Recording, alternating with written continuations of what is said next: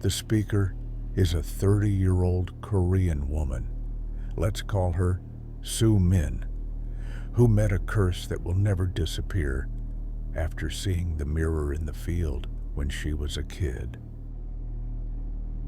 It was one of those tiny villages in Gangwon-do, surrounded by rice paddies and forests, with barely any cell signal. No other kids my age, no playgrounds, just me, the cicadas, and the smell of old wood and kimchi jar.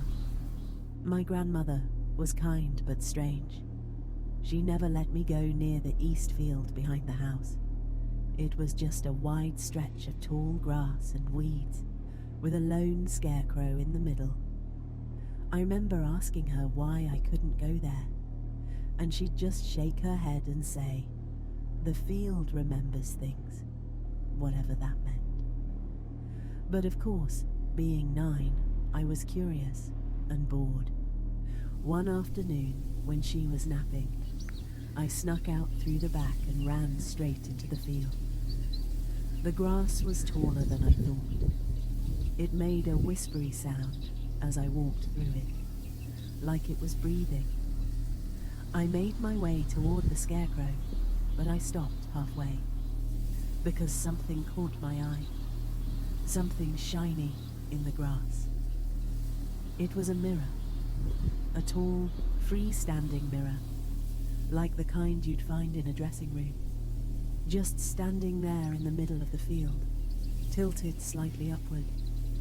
There was no frame, just raw, silver-edged glass, like it had been broken off something larger. I should have turned around, but I didn't. I walked up to it and looked into it, and I saw myself, at first. Then it changed. My reflection didn't move with me. It just stood there, still, staring. And then it smiled. I wasn't smiling. I took a step back, and the reflection stepped forward. The grass in the mirror began to rot.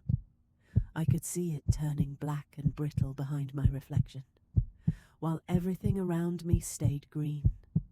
And then my reflection opened its mouth. It didn't speak. It screamed. But there was no sound, just the sight of its mouth stretching wider and wider, like it was trying to pull me in. And then it lifted its hand, slowly, and pointed behind me. I turned. There was nothing there, just the field. But when I turned back, the mirror was gone. Not broken, not lying on the ground. Gone, like it had never been there. I ran back to the house, shaking. I tried to tell my grandmother what happened, but she just looked at me and said, "You looked into his mirror, didn't you?"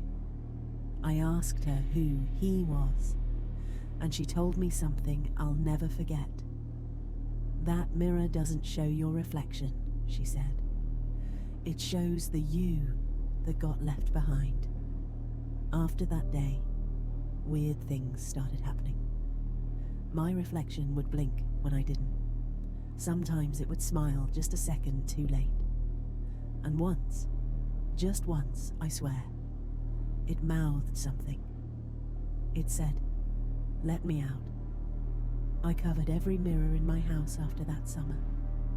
To this day, I keep them all hidden, even the bathroom one. I haven't looked into a mirror for over 20 years, because I know one day, if I do, she won't let me look away.